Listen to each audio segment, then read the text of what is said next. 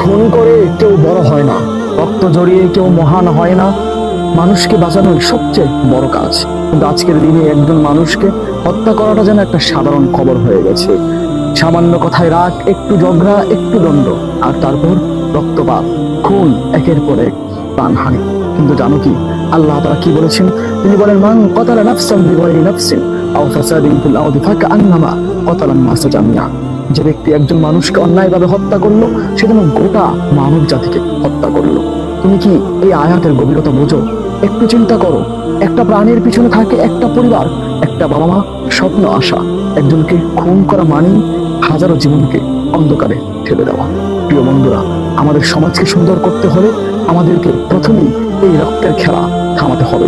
রাগে নয়, হিংসায় নয়, ক্ষমা, সহনশীলতাও, ইনসাফে ফিরে আসতে হবে।